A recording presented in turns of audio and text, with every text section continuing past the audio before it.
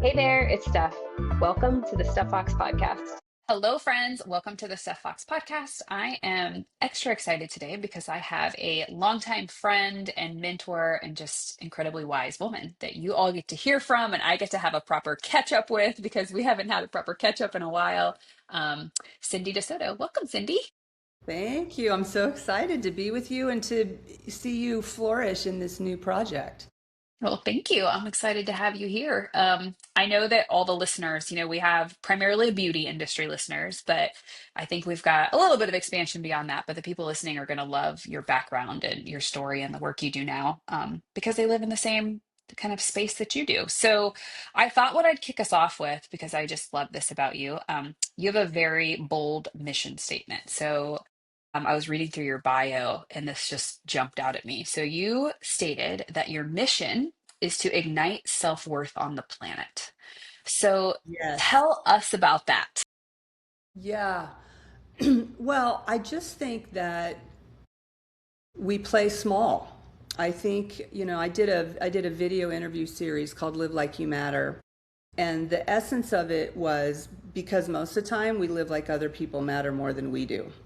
We think other people's time is more important than our own. We think other people's ideas are more important than our own. We stay quiet when in fact what we have to say could have moved the whole group forward, and I just find that whether it's been as a business owner with my team, whether it's in my personal life for myself, whether it's with my son, like when we are afraid to take the next step forward, it's always because we are don't feel good about who we are.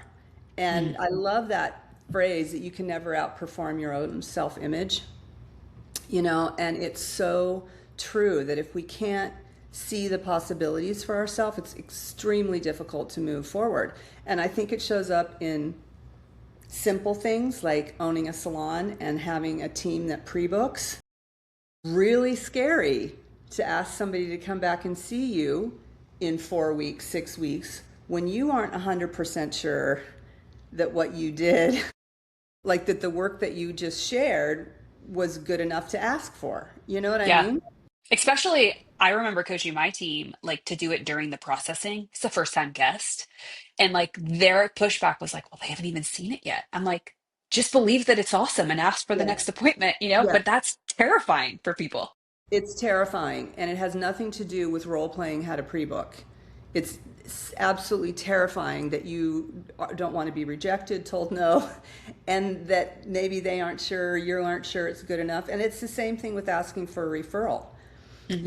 And so it just shows up in our life everywhere. And, always for me, when I'm afraid to take a next step forward, it's because I'm playing small. And I did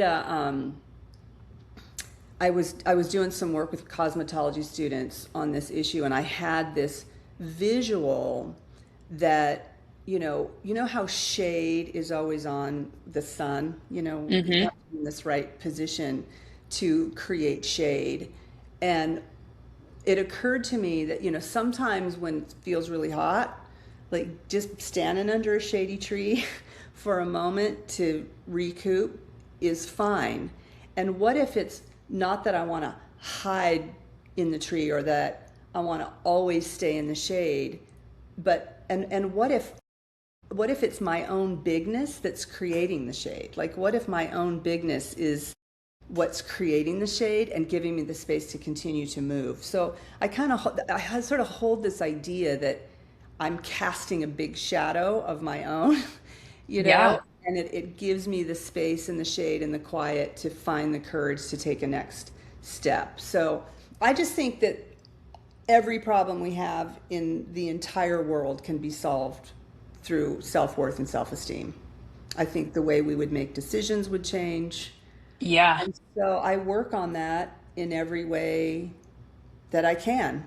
For me, for others, it's how I make decisions. So, It's so interesting. Self-worth it came up for me recently in an awareness that I had never had before. So I was talking to an advisor of mine and we were talking about like a business financial goal. And I gave him the number and he said, well, why is that your number? I'm like, I don't know, it's just the number that feels like the number in my mind. And he's like, well, I know you, Stephanie. And as soon as you hit the number, you're going to move the goal. Yeah. And I was like, okay. He's like, so I want you to really think about why the number. So I like sat down over the course of a week. I journal every day, but I really was like, what is this like what's the significance of this particular number? And the first place I started were some of the like material things that that number affords that I really want, right? One of which is a lake house. I grew up going to the lake with my grandparents and like just such a special place to me. But the more I dug into, well, why the lake house? Like, what is it about that? Like, what actually came up for me was it is the first place and maybe the only place in my life that I have ever felt this extreme internal peace. Mm, And it was related, like what I landed on, to my level of self worth in that space. So, mhm. as a kid, I was overweight. I didn't do sports. I was like always the academic. But when I went to the lake, I was really good at water sports, like really good. And so it was like this place I could go that like I had the safety of my grandparents, which I just loved them. But I could do something I was really good at. And I remember the feeling of being like proud of myself around it. So to kind of tie that story up, what I realized was like, I want that space for my kids Mhm. because I think building confidence helps establish the way we feel about ourselves, like a Yeah. small win, right? It's like the proof, like, yes, I can. Um, and self-worth is the word that really came up for me. I went, wow, like, and boy, have I made decisions out of low self-worth that are not For sure. decisions in retrospect that I'm like, I would have made a different decision today. Yeah. No, absolutely, for sure. I mean, I made an enormous one recently, the single biggest failure in my life. And I normally, I mean, I have small failures, but I haven't had a colossal, like, giant dump like I had recently. And, it literally cost $1 million. We had to sell our family ranch to pay for it. And it was the single worst business decision I've ever made in my life. And I did it because I was feeling insecure and I wanted to be a part of something.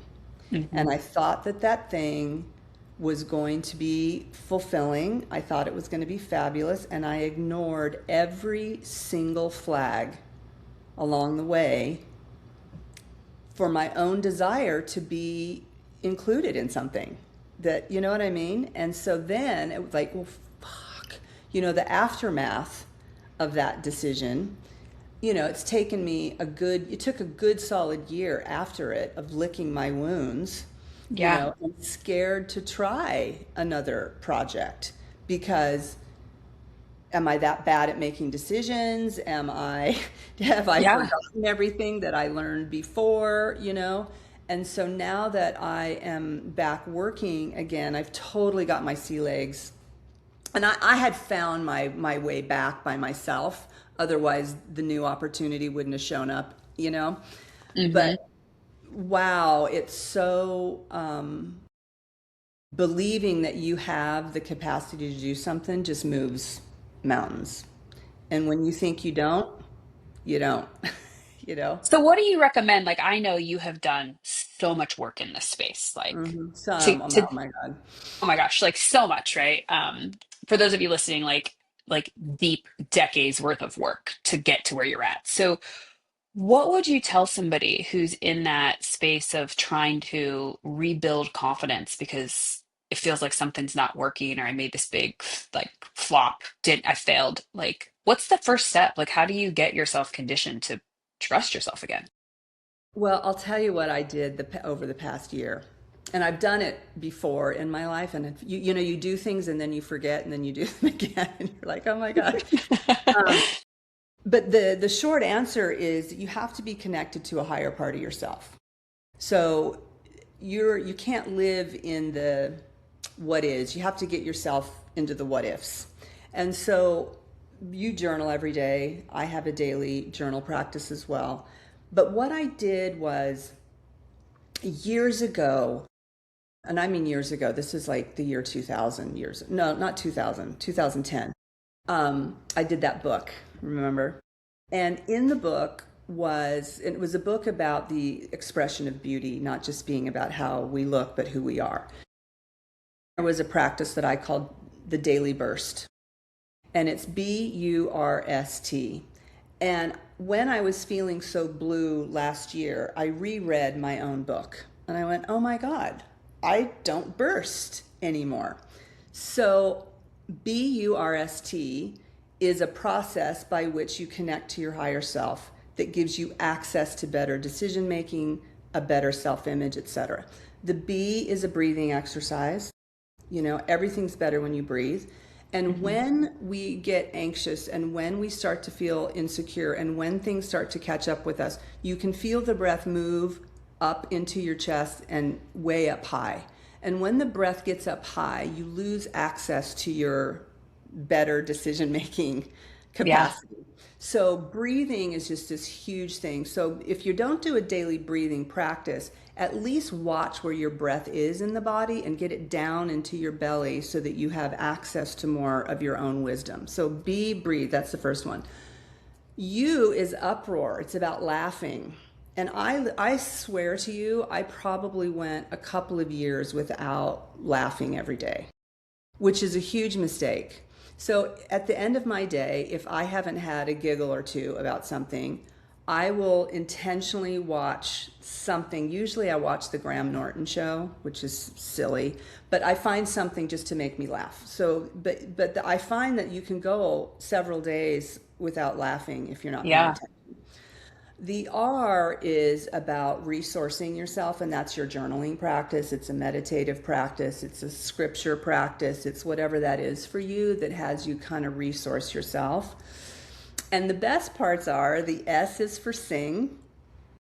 If you can sing every day, and the T is for twist. You got to, if you can dance while you sing, it's even better, but you got to move your body every day. And I had found that when my son was small and we were in the car driving, you know how you do, you drive your kids everywhere. We always had music on. We were always singing. And then when he started driving and I was in my car by myself, I started listening to podcasts and I started talking on the phone and I started doing these more cerebral Mm. activities and I stopped singing. And so I made a conscious effort in that year to burst every day. And I will tell you that it dramatically changed my entire, it lifted my whole soul. And so now I just have a common bursting practice and I teach classes on bursting. I So want to good. I want to offer one to our local, this great gym that I go to that's an old church. They turned into a wellness gym. It's so cool. But at any rate, I don't have time to do that right now, but bursting was my path back. And the reason that I think bursting is so important and why I say you have to get to your higher self is that it becomes the lens by which you view everything you're doing. So every decision you make, every person you meet, every process you put in place, all of it is sourced from how you are seeing things. Hmm. And so if you're seeing it from a lower vantage point, you're going to put processes, people together that don't serve the higher place you could go. So that's my practice. I love it because everything you're describing in some way or another moves energy, right? Like it's moving something around that is sitting inside of you that at that point probably is not serving you, which is why you're like trying to show up and do your burst. And we wake up with energy like that sometimes. Sometimes it shows up through the day where it's like, I just have to like move this. I've had a real awareness, honestly, this year, like I think 2026 is when it's happened for me, about the difference of intensity that our body needs based on, for women, where we are in our kind of phases of a cycle in our bodies. And so I have always been like a run hard, go fast kind of person. And that is true even in my like physical exercise. And I started learning, like, mind blowing to me, like, oh, wow, there are certain times in your month that, like, that kind of energy movement doesn't serve you. And if you dialed back and used a softer energy movement and maybe just some self love that, like, you're not in a great mental spot today, right? Like maybe today's not a decision making day, but like that's actually okay too. Like learning how to like give myself permission on those like doubtful days that they just exist, that they're there and I can move my energy to feel better, but I also don't have to desire to move it to the place where I'm like, the world is my oyster, like let's go. Like I may not get there that day. Yeah, no, it's totally true. And you're right. The bursting moves energy fields, not just physically, but emotionally and spiritually. And the other side of doing bursting like that every day is really liking yourself, and it's okay to like yourself, you know? And when you like yourself, it's okay to stand stronger on those days when you don't really have it in you, but it's okay because you know that it's there. I remember Shivnath said something to me once. He always used these great metaphors. You know what I'm talking about when I say Shivnath? Do you remember Yeah, Shiv? I He do. helped, Yeah. yeah, horse guy founded Aveda with him. Anyway, we were talking about it, and he said it's kind of like when you go on vacation. When you're on vacation, you still work for Aveda, but you're on vacation. So sometimes in your life, you're still working on yourself.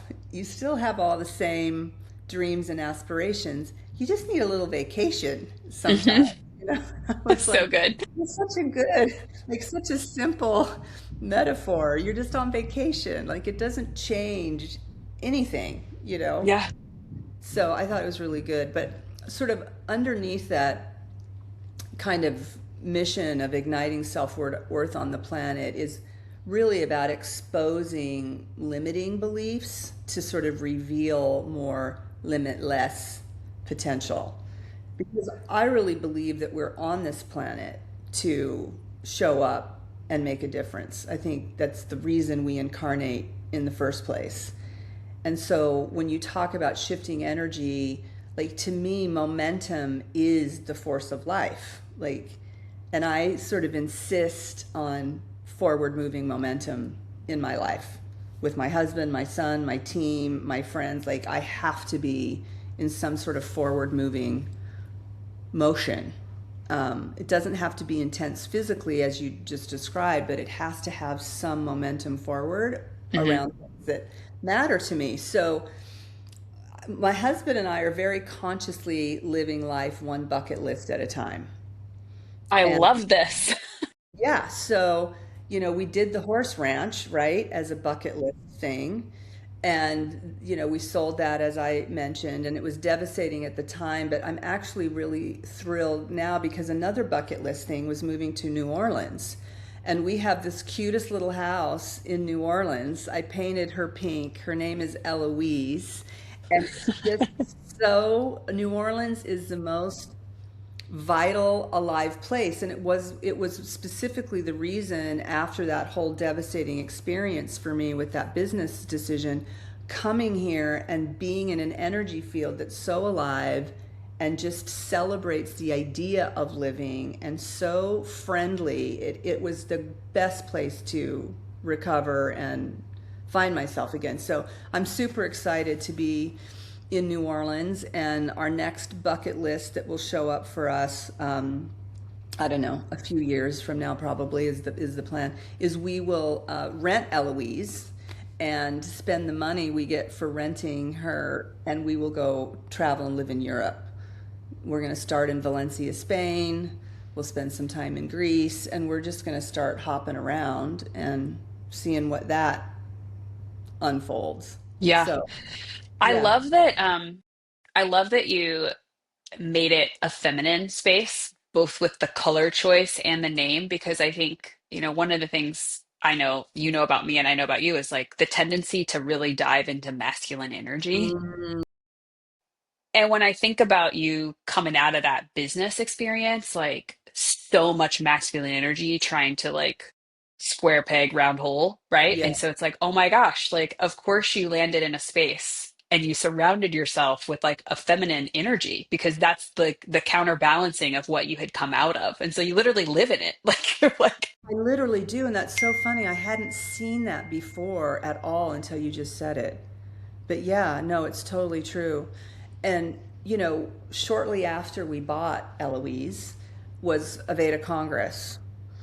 And, even though I hadn't been a part of the Aveda network officially for like 7 or 8 years, I still go. I go everywhere. I go to Serious Biz.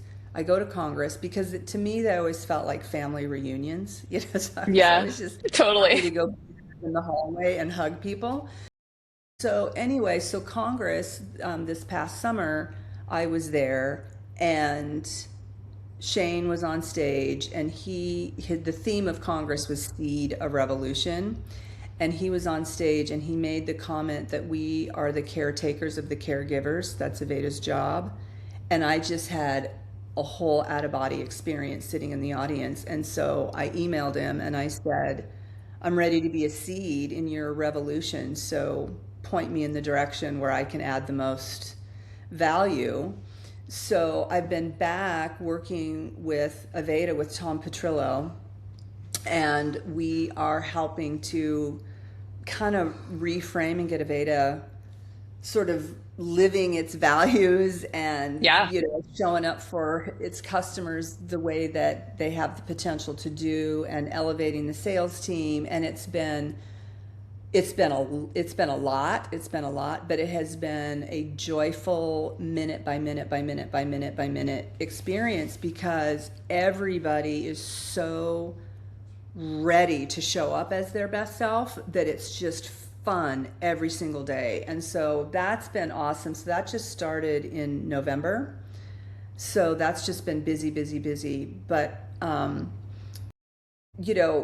watching myself in this iteration of my life with Aveda different from how I have done things in the past. And what I find myself doing is constantly challenging the status quo. Just challenging, just because things have always been done this way, is that the way things should be done, both in a project as well as the people working on the project. And what I realize I'm trying to do is kind of burst through, like kind of shake up Yes. how people are seeing themselves in the roles that they're playing.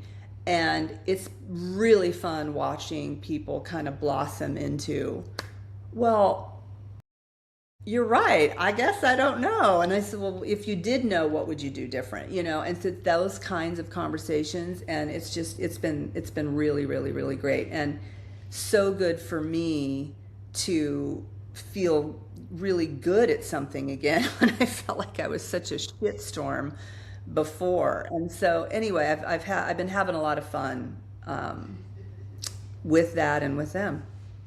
So are you working with the field team on that?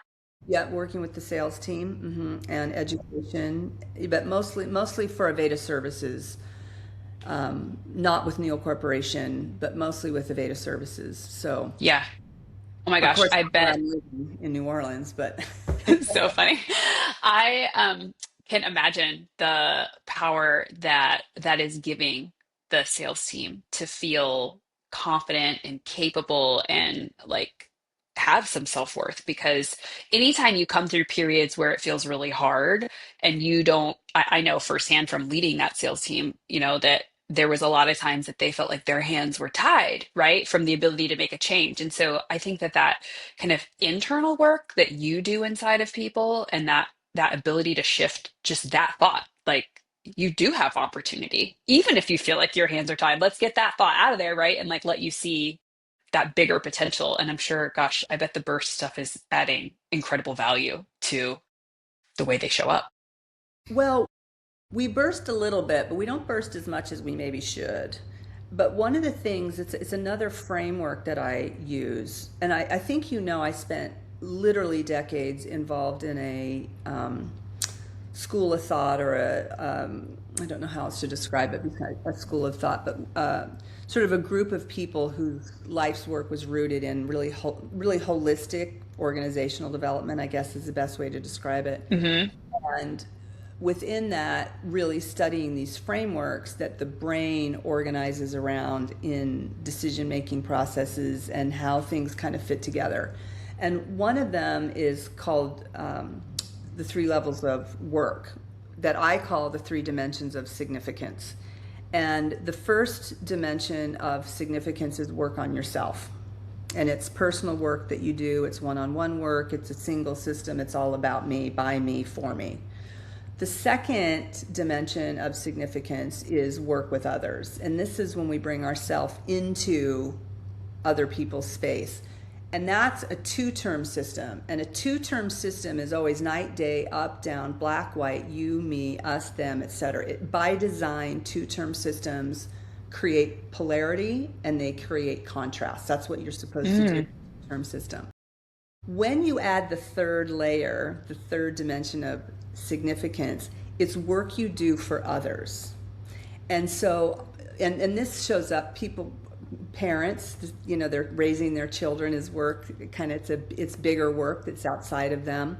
Church is that for a lot of people. But having sort of someone to be of service to is also one that lifts you up. And so you bring your better self through the work that you do with other people in service of this thing that's bigger than you. And so at Aveda, it's simply been reminding the team that we are in service to our salon owners, we are in service to our hairdressers, we are in service to our estheticians, we are in service to our guest care teams.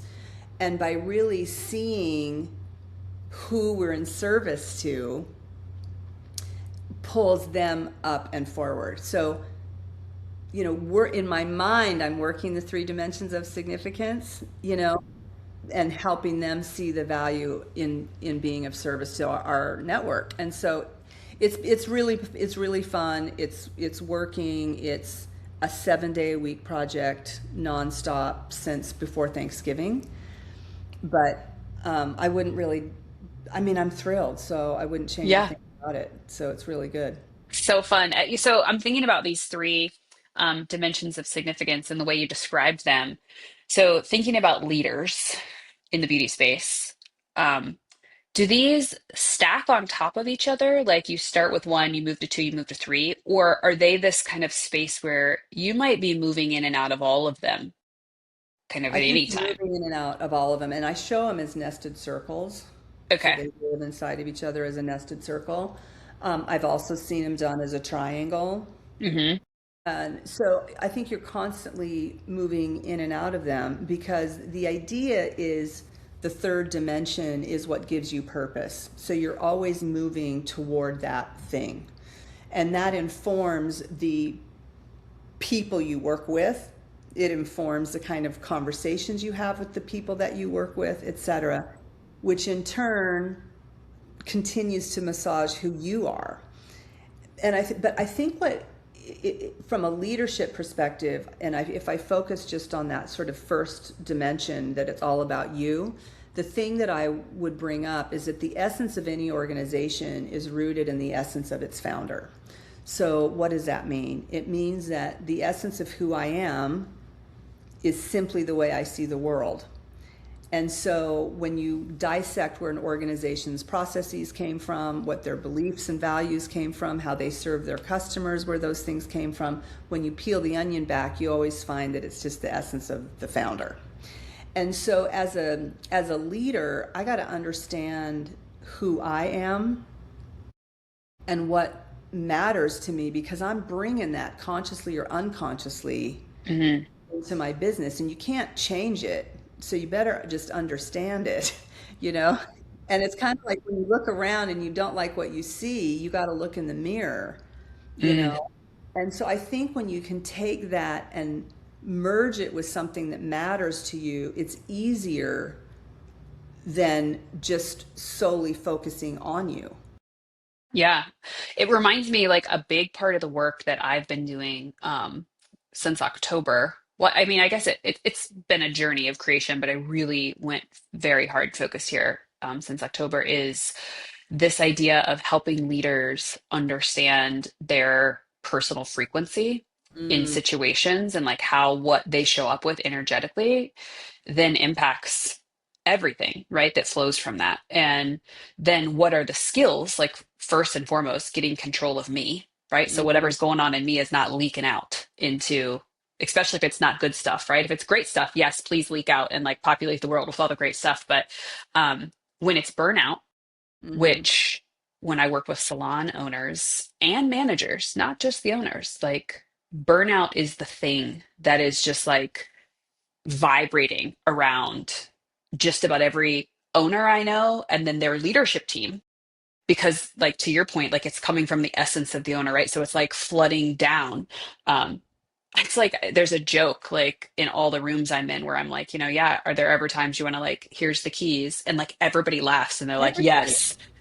of Right. And course. it's like pure exhaustion. Yeah. Um, and so I've been really working with owners. I have a program that I'm teaching that they come through that's 6 months long. And we start with like their frequency, how to Hmm. get control of yourself, how to re-regulate, before we layer skills of leading in. Yes. Because it's like, I can teach you how to have a coaching conversation to get feedback.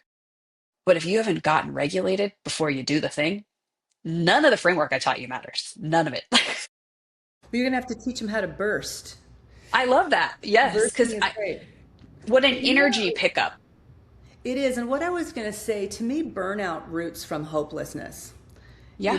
They And just keep fear. trying, they just keep trying, they just keep Yeah. trying, they just keep trying, and you just keep running into a brick wall, and you just get like, I just can't anymore. And bursting really shifts that, because it helps you get to a higher order place where you can see things from a different perspective. Because perspective is really all of it. The same situation shifts when you shift your perception about it. But you got to get there, You do. because obviously banging your head against the wall isn't working. But I've done it. We I've all done have, I've done right? We it. get I've stuck done it. there and get stuck in a season. But I think the invitation, and when I think about your dimensions of significance, it's like the invitation is to go right to that center circle and really check in, and like, where am I? What is the purpose in the work I'm doing? My question I ask myself that is my guiding for everything is like, how do I want to feel in this? Yep.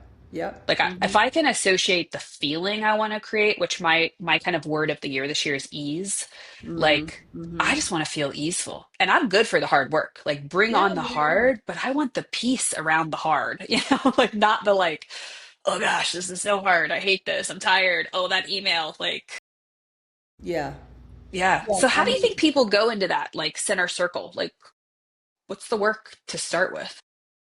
well, everybody goes to the center circle because that's the world we live in. It's work with other people. And that's your family, that's your colleagues, that's the barista at the coffee shop, doesn't matter. That's the world, that's the physical world that we live in. So everybody wants to be there, and that's where we spend all of our effort. But we have to remember that that dimension by design creates contrast and polarity. And it's kind of like, we don't see ourselves ever unless we're in a mirror or on this video screen, which is an inverted image of how we actually really look. And so the way we experience ourselves is when we rub up against other people. So that second line work is just all about that. And so if you focus there without adding the third piece that pulls you out of it, or having the grounding piece, which is the work on yourself first, you just live like it's like a pinball in a pinball machine Hmm. bouncing around. So you to do second line work well with other human beings, you have to work on your first line, which is yourself, and you got to have something bigger that you're all striving toward. Otherwise, it's hard. It's just too hard. And so Yeah. without a connection to purposeful work, purpose-filled work for me, life gets really bland really, really, really fast. And because I just think we're here to make a difference and contribute. And when I don't have something to do that with, I am so lost. So, of Hmm. course, any work I do, any relationships I have from the space of being disconnected and lost, guess what's going to show up out of that? Nothing that I want to be a part of, you Nope. know? Absolutely. Yeah. Um, One of the things I like to ask all the women that are mothers on my podcast is um, how, and you have a son who is now older and out of the house. So a little bit of reflection back when he was in the home and then also kind of current state. Like, How has motherhood impacted your kind of relationship to ambition? You are a highly passionate, highly, forward focused kind of person as you've self-described. Like, how did you navigate that? And what kind of advice would you give to especially the moms in the thick of it right now, raising kids and trying to chase a dream and feeling all the feels? Yeah. Yep. I think, first of all, you have to remember there's seasons. There's seasons in life that are available for certain things. And I was an older mother. I mean, I was 43 when I had Gage, and he's 21 now. He's here actually visiting, which is awesome. Um, so I just made it, I was aware that I was making a choice that there were seasons. And so I stopped doing some things that I was doing because I wanted to be available, knowing that that was not an infinite amount of time. And when you're in it, I will tell you, it seems like forever, but it really isn't forever. It goes so fast. So Hmm. love on it. Um, but I think that as a person, whether I would be female, maybe even more as a woman, I don't know, is what am I modeling for my child that I think is important about ambition, about worth, about projects that matter. And I just decided that if it mattered to me, I would find a way for it to matter to him because I wanted him to understand why I was choosing to spend time on it. Because there are seasons, but when you choose to do X, you're not doing Y, you know? Yeah. And so, my book that I wrote in the three dimensions of significance that we just discussed, he was in Thailand a year and a half ago or so, and he had tattooed on his hand the three dimensions of significance. Oh, wow. And he said to me, he goes, Mom, you always had that mandala around and you used it all the time, and I always really loved it, but I don't remember what it meant. Can you remind me? And so I tell that story because when you share what matters to you, it encourages them to find things that matter to them, but it also involves them in your thing. Hmm. And so I just think that being authentic about what you value is huge. And yeah, I think that that would be how I would define how I worked on ambition. Now that he's out of the house, um, and I'm working again, I have a lot of freedom around it, but I find myself on the same schedule. I don't know if you do this, but um, when he was home, so after school, I was kind of done. So I think the school pickup is so important to get the debrief from the day. The school pickup to me was huge. And that kicked off a different season of my day. So it was Hmm. the school pickup, it was hanging out with Gage, it was doing the family dinner, it was whatever, and then it was watching a movie or hanging out together. But by 10 o'clock at night, the house quiets down again. And then I would go back to work from like 10 to 1. And I still do that. I still take a huge break during the day to do whatever's required around my family. And then I pick work back up again late at night. Because I like to work on projects at night when nobody's calling me, nobody's asking me to do anything, the phone isn't ringing, there's no emails coming through, and I can actually get done what is in my head to do. I find that my days get totally derailed by other people's needs, and my son was no exception to that. So I still have that habit of finding those quiet times late at night. I'm a night owl. Some people like to do that in the morning. I like to do it at night. But that was a way that I handled and positioned to where he still felt like he was super important to me because the times he was home, I was 100% available. And then when he was gone or sleeping, that's when I did what I needed to do. Yeah. I think I probably have at least two of those. I call them my like creative benders where I'm up really late, probably at least twice a month. You just get in a flow. Like something just for me, it just shifts and I'm like, okay, like things are coming out of me that I don't know where they're I coming just from, right? can't It's help like it. divinely appointed. Like it's got to come Yeah. out. Um, no, I really resonate with your kind of thinking about your day. I work really hard to do that too, where like I pick my boys up at 2 o'clock and then on those days, like I'm off. Yeah. Hmm. I really, really work hard to honor like the day is done for me at that point. Now, I'm not the best always based on their current season because they're very little at going back to work after. So that's been one of the things I've had to learn to kind of accept that that is a sacrifice that is okay for me in this season. That it's like, yeah, like you're going to be done at 2 because you want to get your kids and you want to hang out with them. And then you want to get some good sleep too. So you're going to go to bed. And then a lot of times I pick up other days where I'm like, again, working really late or, it all kind of figures itself out. It Yeah, and I really, consider myself really lucky that I was able to have the flexibility in my schedule to do that, and you too. Some mhm, women and moms don't have that. And so, what I would say to them is when your day is done, be focused with your kids, you know. And I'm really careful of that too with the team at Aveda. I know they've got their kids in the car and they're driving home, so don't call. You know what I mean? Like, yeah. create sacred space for yourself when you can to prioritize your what matters to you, because for most of us our child is our third line work. Like, it is our big work, Hmm.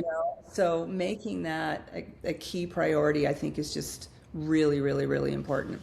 The other thing I want to say about having an older child, to those of you that have young ones, I knew that when Gage left home, he was going to travel.